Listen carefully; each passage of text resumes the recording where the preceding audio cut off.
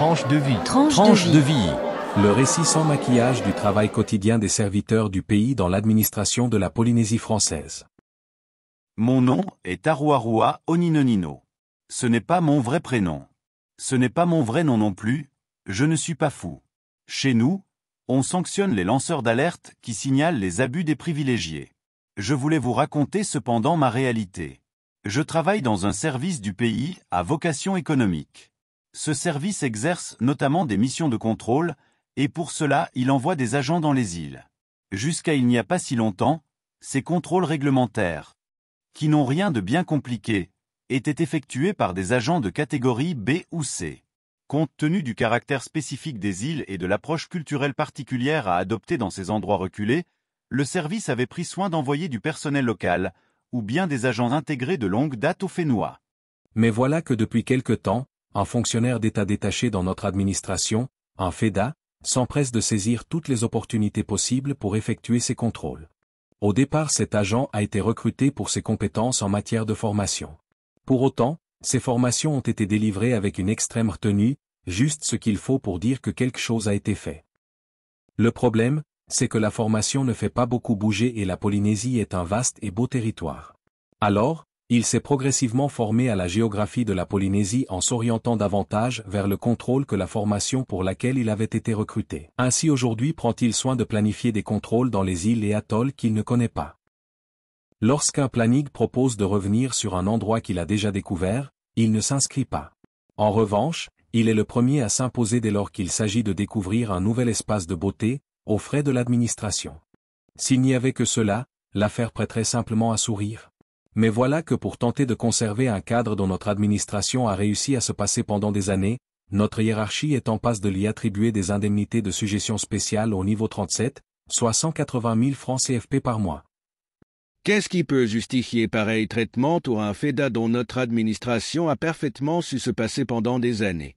Pourquoi accorder autant de privilèges à une personne dont les compétences en formation sont sans doute légitimes mais qui n'apporte pas ce pourquoi il a été recruté? Pourquoi tous les agents qui l'ont précédé sur les mêmes fonctions n'ont-ils jamais bénéficié de la moindre incitation financière? Notre administration marche même sur la tête. N'est-il pas irrationnel d'envoyer un cadre de catégorie à effectuer ce type de contrôle?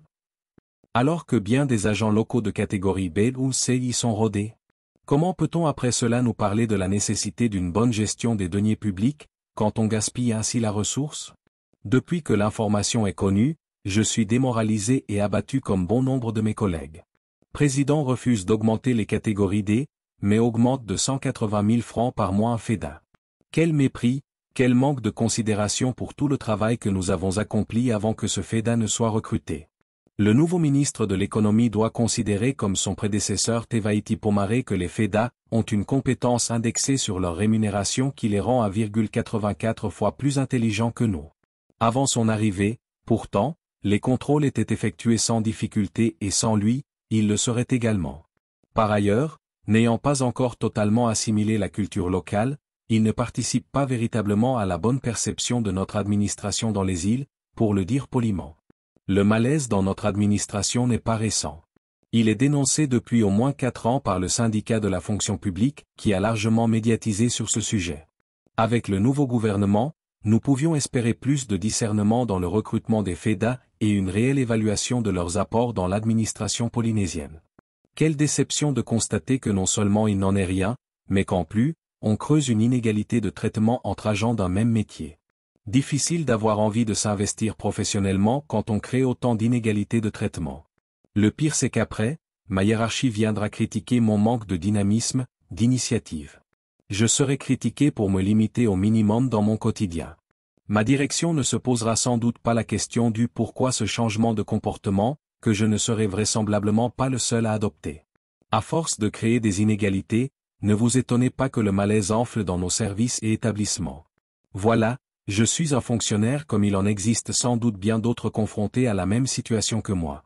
Comme eux sans doute je suis esséuré et j'avais besoin de l'exprimer.